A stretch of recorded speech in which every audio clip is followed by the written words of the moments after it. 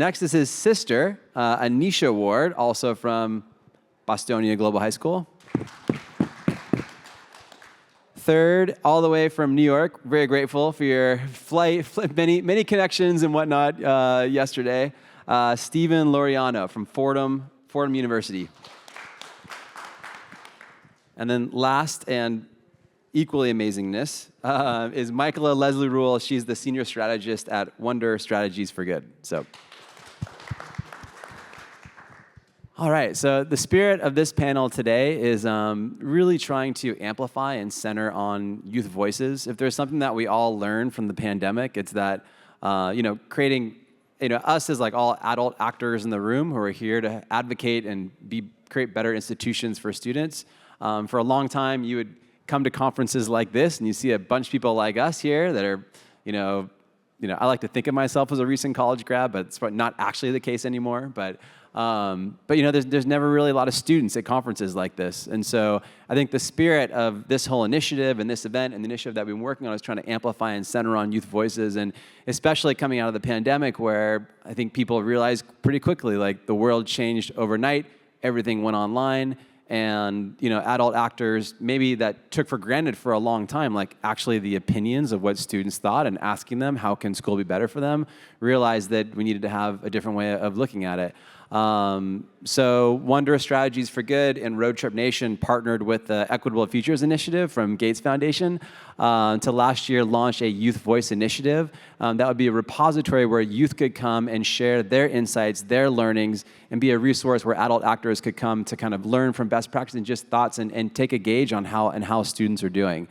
So we launched this Youth Voices Hub right in the middle of the pandemic to be a place where we could honor and celebrate the voices of youth, and worked really and coordinated with Wonder Strategies for Good and Michaela to create assets, immediate assets for adult actors as well, so that if not all adult actors are in conferences like this or have proximity to students, that there is a place where they can go to get closer proximity to how students are doing and what they're feeling and what they're thinking.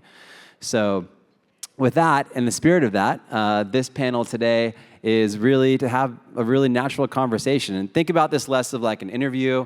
We'd love for this to be as non-linear as possible. So if you have questions for the students or for Michaela, like jump in at any time. This can be like a full group effort here. Before we jump in, we have some great video aspects of the students here, and we'll start off with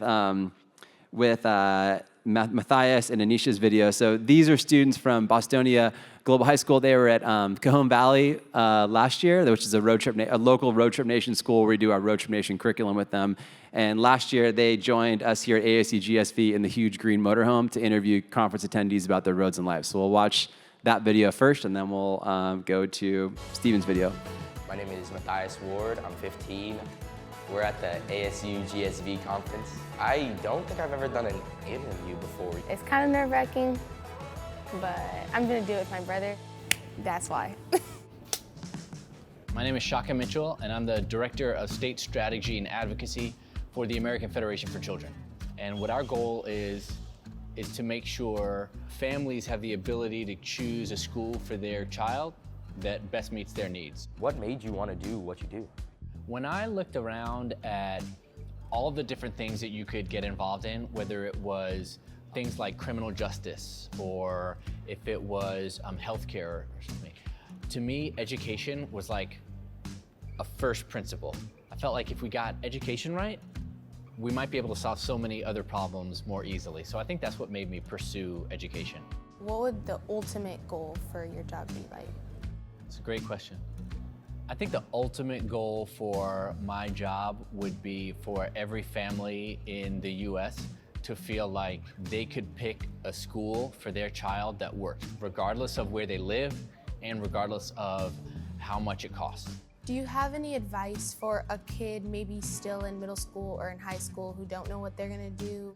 I didn't even know that my job existed when I was in college, in law school, or looking for a job. So I would say, like, don't feel the pressure to have all the answers when you're 14, 15, 16. There's plenty of time to try out different things. anything that a person will say, you can find a way to connect with them. I was like nervous at first, but it was okay. I feel like he said some stuff that helped me. Don't feel pressure to, have it all figured out before you graduate high school, even college if you go. I want to do something that makes me happy, something that I can go to my job and be like, I'm so excited to do this every single day, right? Even if you're older, your mind can still learn new things. I think increasingly, we all have to be ready to be lifelong learners, learning new skills, pursuing new interests.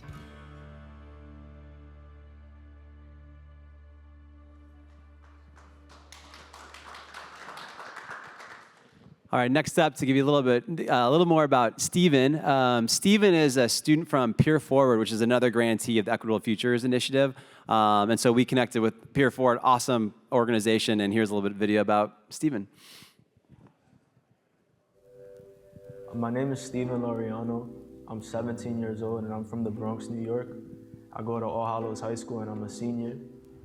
This is my board. We skating. It's nice out here. It's like 40-something degrees. It feels like a chill summer day. I'm a very caring and passionate person. I'm a friendly person too. I'm able to connect with everybody really. The path I'm on is just be the best student and be the best child that I could be. It was hard for me growing up. When I was a kid, I had a speech problem. So my parents used to take me to a speech therapy class. I didn't really know how to speak to people and express myself. 1st to 3rd grade, that's when it started to dwell on me. I can't really speak the way I'm supposed to. So it would just, I wouldn't say I was shy because of it, but I just, chose not to speak because I couldn't speak. And because of the speech problem, I had to learn either English or Spanish. And because of that, I was kind of the only person that didn't speak Spanish, but I grew up, surrounded by it. I love my grandma. But the thing is, I can't really speak to her just because she only speaks Spanish. I know I have to learn Spanish, but right now that whole divide between me and my grandma, it's gonna be there. But I guess the Hispanic identity is that's what I carry, even if I don't speak Spanish. So by the time I got to high school, they brought up this National Hispanic Institute. I didn't really want to go because I don't speak Spanish. And yeah, when I went over there, I realized that Spanish wasn't their main language. So they were speaking English, and I was able to connect with people. And as I got into it, I found the love for it. So that's when I joined the debate club, because it was coming right off from the National Hispanic Institute. And it was everything was kind of falling into place. That's when I actually realized public speaking isn't a hard thing for me. And that's when I realized I could actually do this. I'm actually the president of the debate club now. When you hear that I had a speech problem and now I'm vice president of my school and I'm president of the debate club, when you hear that, it's kind of hard to believe, just because, when you think of people with speech problems, you don't really think of them as a good public speaker, It just shows me that I came a long way. I see myself staying focused. So all the schools I applied to, so far I've been getting accepted into. I was starting to become happier and starting to, become more hopeful for the future. I know who I am and I know who I want to be. Every day I'm proud of myself.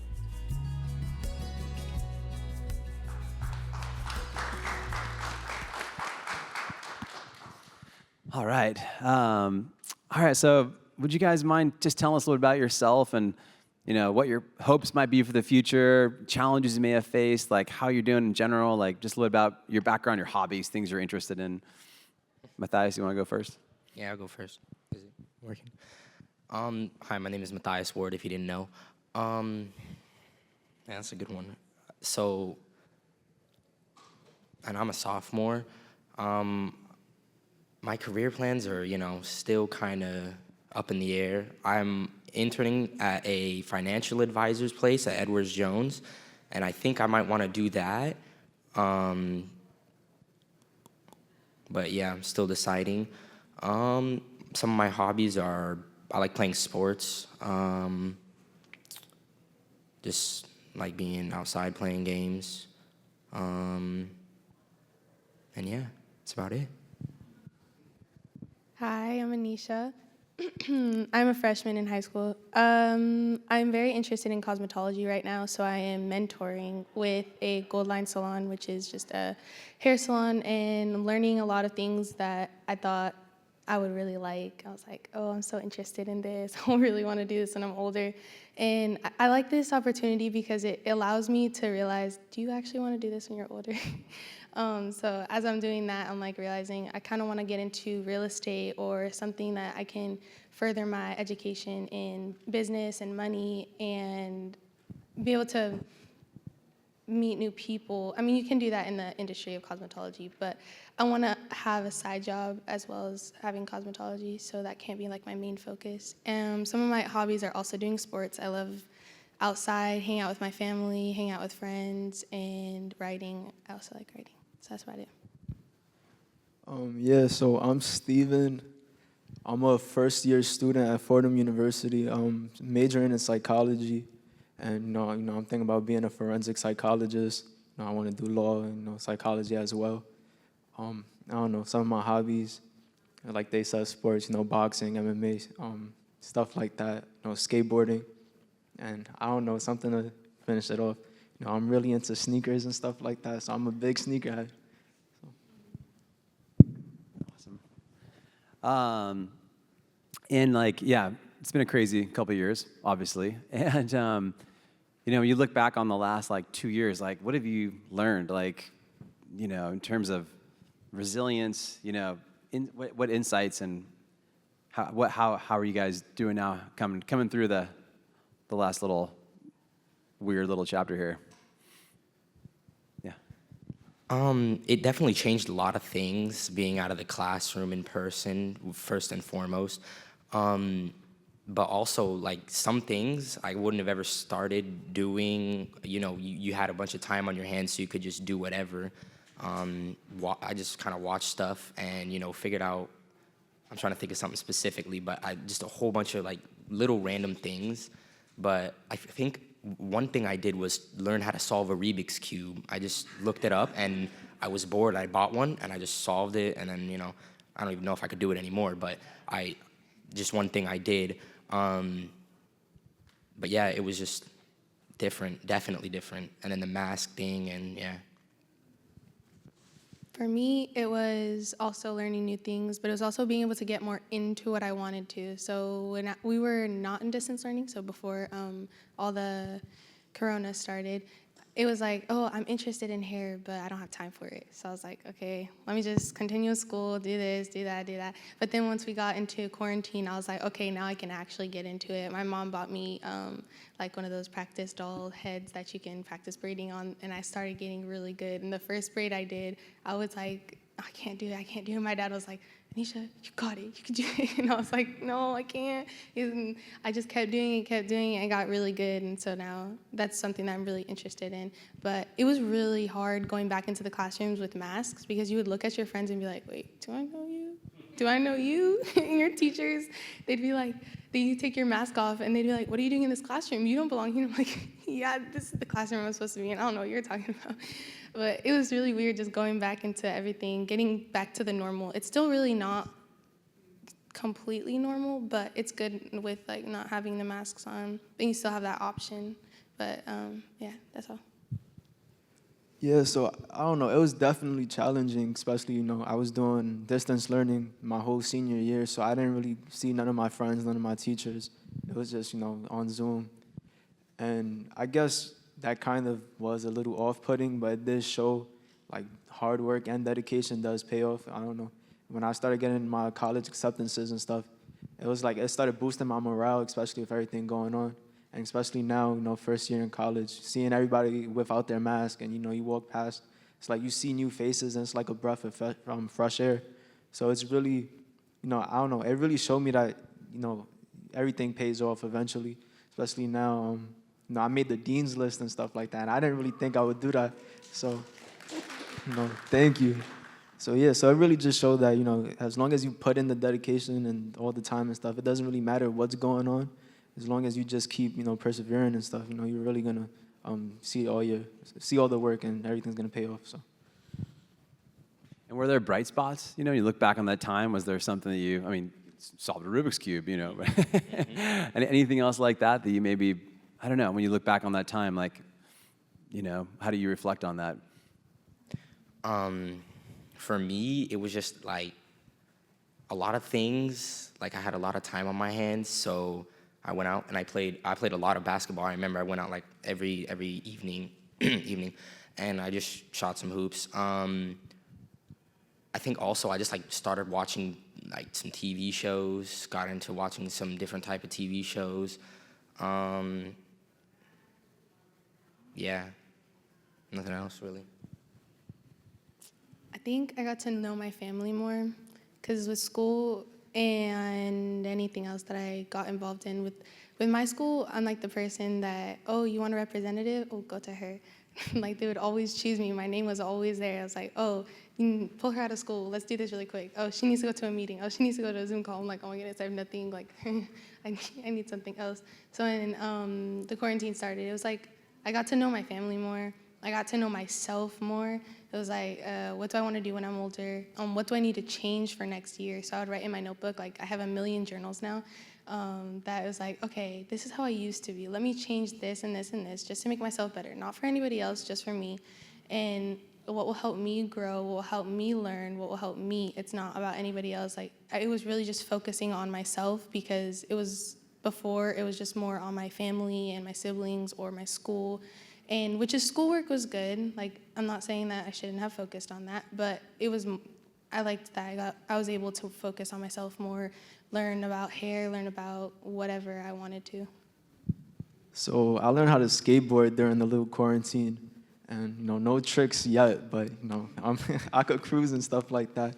And I wouldn't say it made me more of a family person. I think I was always close to my family. Me and my mom, my dad, we're all close. My sister, like I'm with them every day. But I think it just gave us more time. Nobody was really going to work. No, I wasn't going to school, and we was just watching Netflix like every day. My mom made a notebook, and she writes like every movie, every TV show we've watched since quarantine, and she's almost like filled out the whole book. So it just gave us more time to do things that I guess work would have gotten in the way of. And I used to stay up every night trying to do homework, trying to do essays and stuff. And I think ever since the quarantine, it was just more, all right, I do have time for you guys. I could watch a movie with you guys, and then I'll just do my homework after.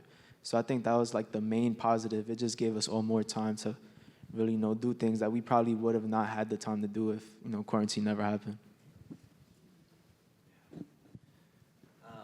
And Michaela, any reflections from you as you're like listening to this? Like, I know some of the research that you did was around how like all the national headlines are like youth are going down the tubes and all this stuff, but like you actually found that like youth were more optimistic than like people give them credit for. Or? Yeah, I think what I'm hearing is that there's a lot of agency, like what you all spent your time doing, sort of the reflection on the time with your families. We did surveys in 2021. The time is crazy with COVID, but I want to say it's 2021. Surveys with 3,000 young people, and we're asking questions about how this time is changing the way you think about your futures. How is this time changing the way you think about the value of education, right? And there's all the media and the headlines is this really negative crisis narrative, which is true. Like, it's important that we think about the loss that's happened during this time. But I'm hearing from all of you like echoes of what I learned from the research, which is that you all have a huge amount of agency, right? So it's like, how do we create space for you all to exercise that agency? Not how do we give you agency, not how do we teach you resilience, right? Y'all are resilient. Like, look, right, you're a freshman in college. Like, you did that while you were during a pandemic. Like, that's serious, right? Right, and you're exploring what you want to do with your life, right? So that also has value, I think. Agreed. And thinking about that, like how like you have adult actors in the room here who are all advocating for you, trying to create better systems. Like, how can we be better for you? Any advice for us? It's a good one. Like, I think most of all, just support in what we do. I think answering questions is a big part of it too. We can ask questions and get answers. But yeah, just try to support us in like the best way possible. Trying to think of anything else.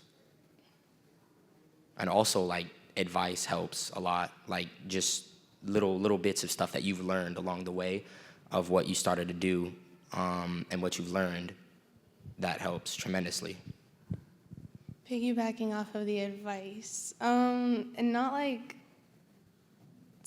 not saying all adults. My parents used to do it. They're like, when I was younger, you always hear that from younger kids. When I was younger, like, oh my word, my parents won't stop saying that. But sometimes it's like, yes, when you were younger, okay, we do wanna know a little bit about that. But when you're like just like scolding them, you shouldn't be doing this, you shouldn't be doing that. How about you give them some advice, some resources to help them not do that anymore? Instead of just saying don't do it, give them something to do other than that. So like if you're saying don't stay in your room all day, okay, how about you go play with your dog outside? How about you go do this with your siblings? How about you go do this and if they don't want to do it, then go learn something new. Are you interested in hair? My mom got me something to do so that I'm not so bored anymore. That was a big help for me with my parents, at least. And my dad would be like to Matthias, what do you want to be when you grow up? And he'd be like, and me over here, oh, I want to do hair, I want to do fashion, I want to do this, I want to do that. And my dad's like, how does your sister do this, and how do you not? And it's like, well, some kids, they're not as expressive as others, so they may have an idea in their brain, but they just don't know, like, do I really want to do that yet?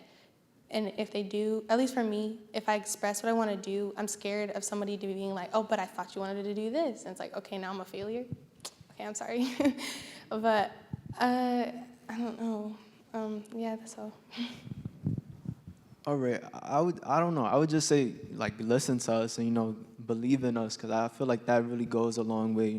I feel like we might not need, a lot of things, but we do need people to be in our corner and believe in us, whether it's your parents, you guys here listening to us right now. Like, I feel like that's really important, not just for us, but just students in general. Like, I think all of us need that.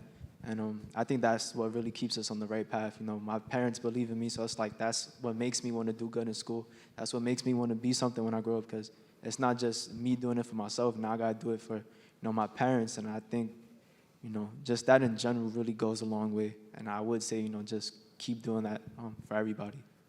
I also feel like it's including everyone. So instead of it just being like, oh, you can do this and you can do that, no, why can't everyone do it? I feel like some teachers have the mindset of, well, just because you're this race or just because you're this race means that you have a higher chance or you have a higher opportunity, when actually you try your best, and if you don't make it, try another thing. And just because you tried your best and you're a certain race doesn't mean that, oh, okay, it's over for you. You can keep going, you can keep trying, you can keep doing more and more and more. It doesn't mean, okay, now since this person did it, nobody can do it. Because I feel like that's a majority of the thing in our school system that we need to get rid of, is let everybody do what they believe they can do. Let them believe in themselves, and you believe in them also.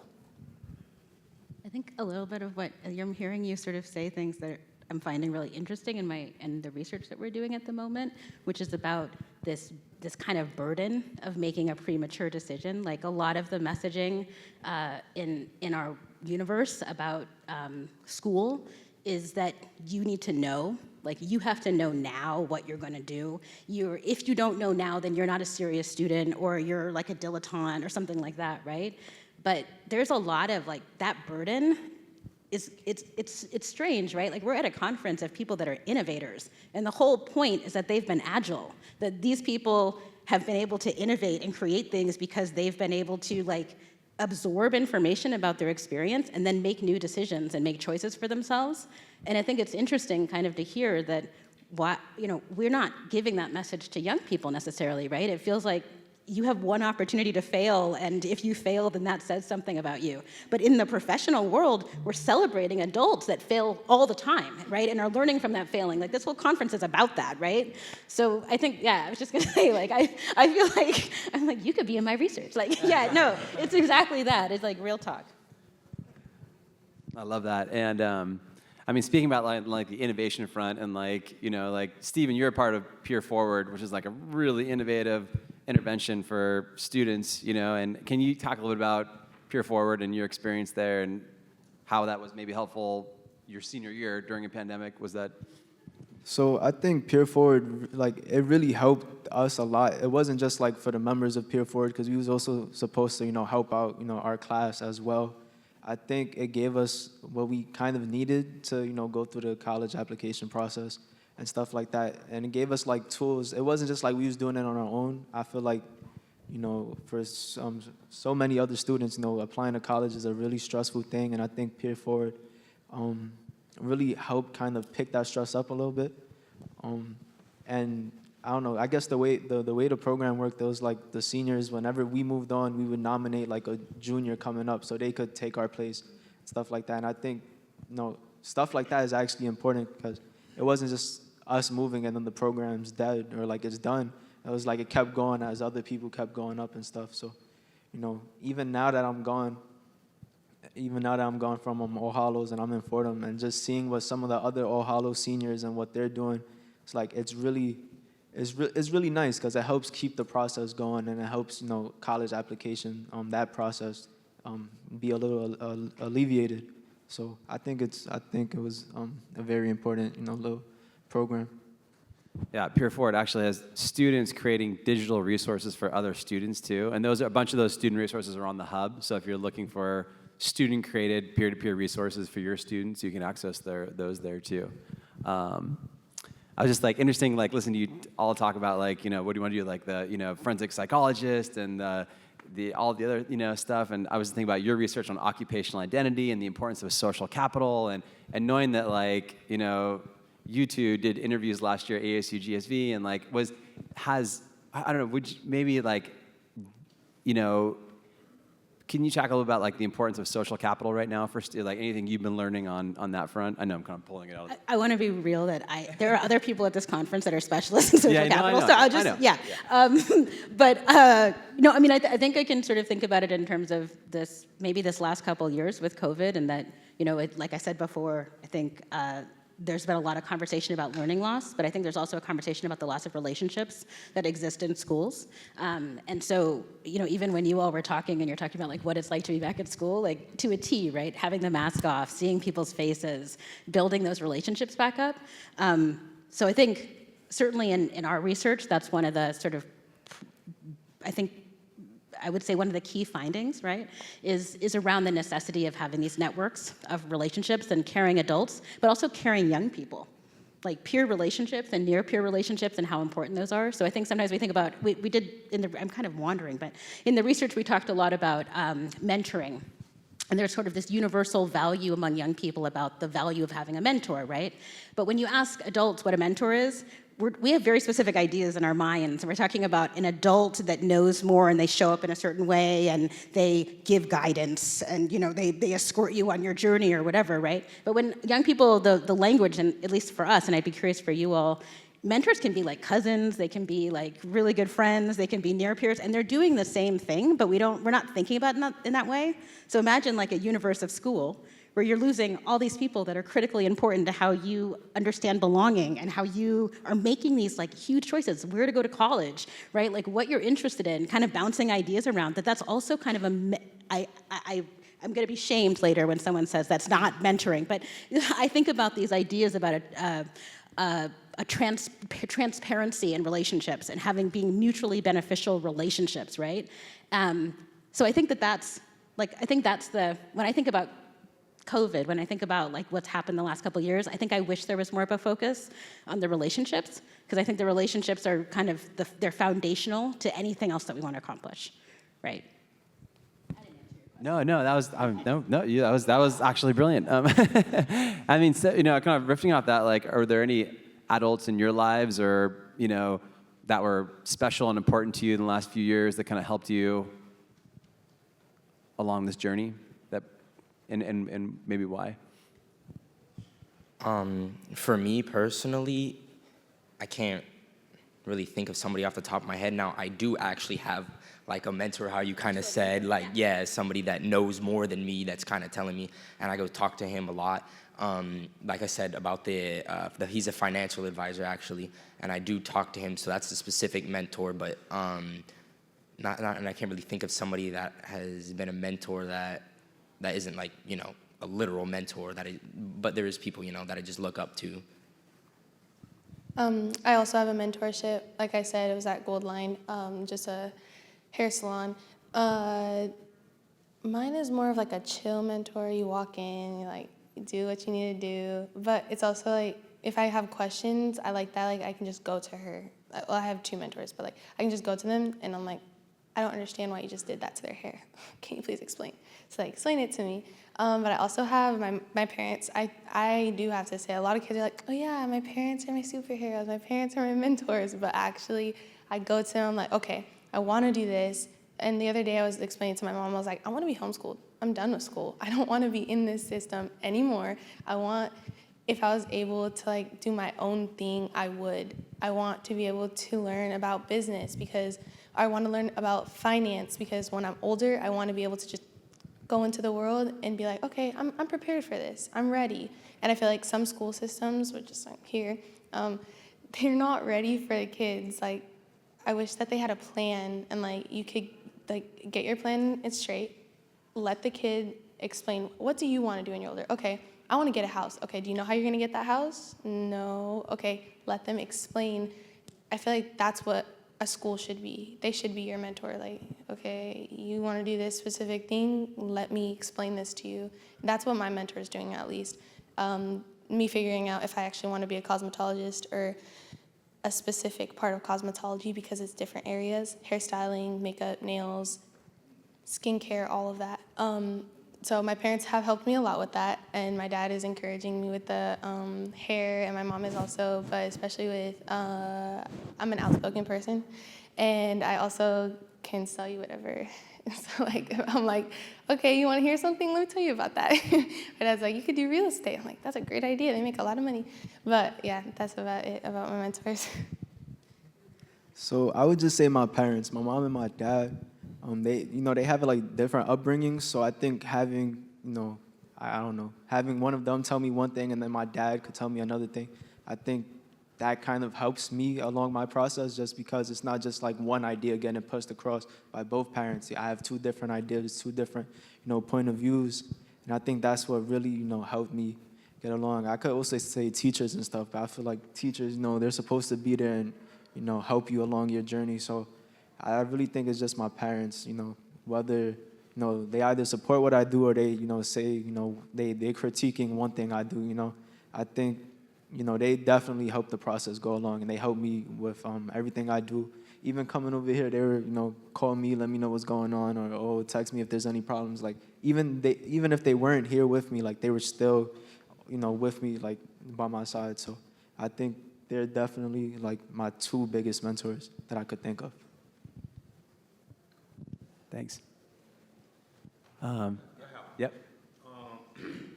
you have any tips, or you guys have any tips or strategies on having those kids that's not as verbal or not as outspoken as you to talk about what college or career they want to go, what innovations they want to pursue? Because all kids are not outspoken or not that, confident in letting adults know or instructors or teachers know what they want to do. Do you have any tips or strategies on how you communicate that? The first thing that helped me at least was, what are you interested in and what do you like doing? Because you can go to a whole bunch of adults and be like, what do you do for a living? And they'll tell you, but do you actually like doing it? And a lot of them will be like, and you don't get that a lot. They're like, oh my goodness, yes, I love what I do. Like Miss back there, she was like, oh yeah, you don't get that a lot. And she was like, I actually really like my job. And I was like, one of the first time I ever heard an adult say that. I was like, I'm so glad she really likes her job. But if you really want to get to a little kid, like my little sister, when she was younger, I would be like, so yeah, what do you want to do when you're older? And she's like, well, I was like, no, what do you like doing? She's like, I like fighting. I'm like, oh, okay. That's okay, but if you want to do that, but then their ideas like grow. I used to want to be a pianist. Why? I have no idea, but like, it was just something that I liked. I didn't even know how to play the piano, but it's just something that I liked doing, and it's like, okay, find a career path. Find something that you like. You like playing with your dolls? Okay, do you like their hair? Do you like their clothes? Do you like the skin? What, like, that helped me figure out what I actually was interested in. Yeah, I think just really, you have to know what you like.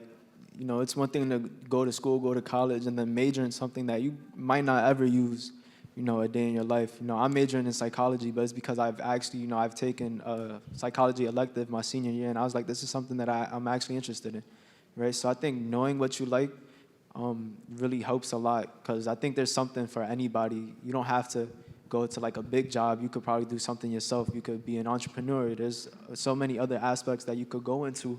It's not just, oh yeah, you gotta do this because this is what school is saying, or this is what your teacher is saying. So just know what you like. And I think even if you're not outspoken, that's not a bad thing. Like, I'm here now, but I still would say I'm an introvert. Like, even at school, I go to class, I leave right after. I don't really talk to people, right? So, I think you not being outspoken, right? As long as you know where you want to go and know what you want to, do, I think that, would just naturally carry you on and stuff like that. Like me here now, I'm here speaking in front of all of you guys, and it's like I only got here because I was doing what I thought I liked, or things that I'm interested in. So I think it'll just be a natural process. And even if you don't know how to communicate with people, there's going to be somebody out there that's ready to listen to you. Somebody might hear one thing you say and might want to ask you about it later on and stuff like that. So it's not gonna be a quick process, but it's definitely going to be something that's going to carry on. And as long as you do what you like to do, then it's going to be a nice process. Bernita?